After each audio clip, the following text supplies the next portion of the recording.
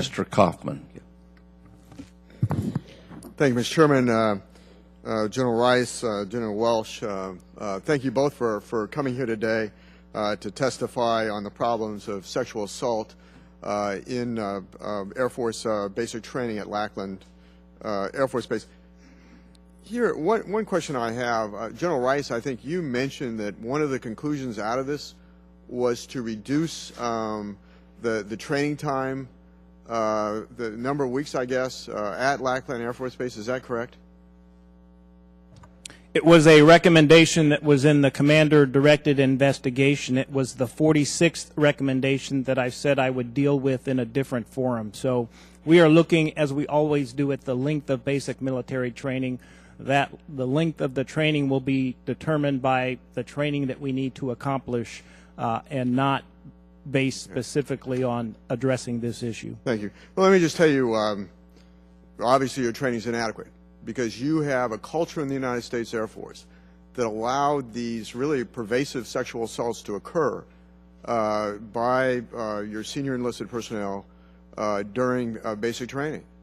And, you know, I've gone through the purpose of basic training or any entry-level period of training in any of the branches of service, and I've been through two of them, Army, Marine Corps, is to really indoctrinate that soldier, airman, marine, or sailor into customs and courtesies of that respective branch of service and to the rules associated with the Uniform Code of Military Justice that spans all of our services equally.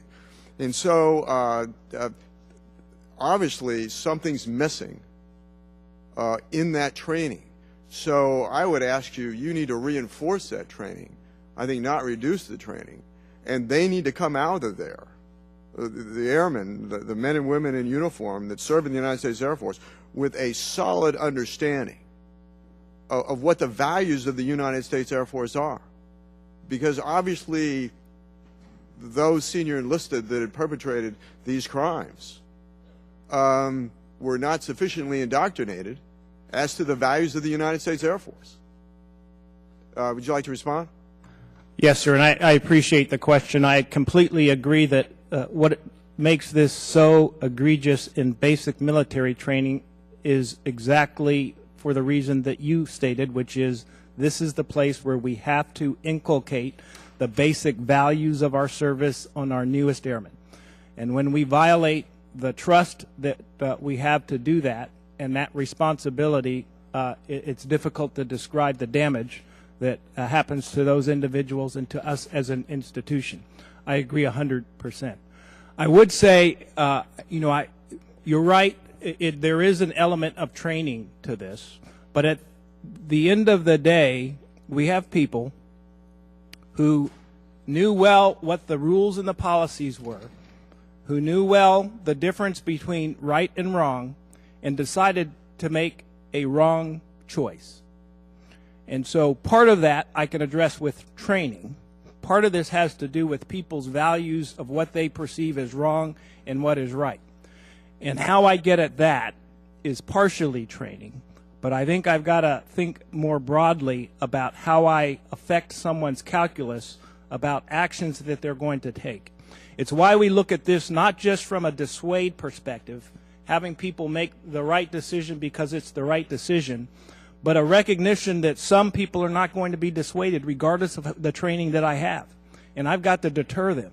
I've got to have them make a calculation in their mind that the consequences of their actions are going to be negative enough that they aren't going to take them.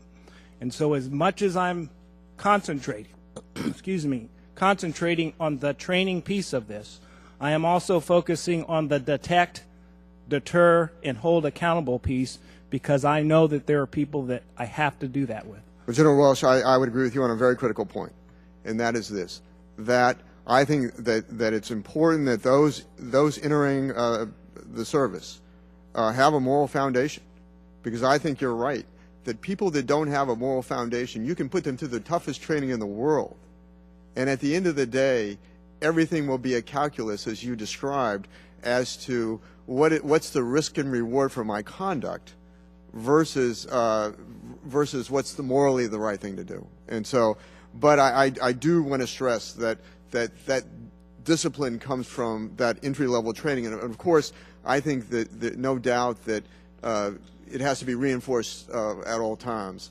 But thank you for your testimony today. I yield back. Gentleman, time expired.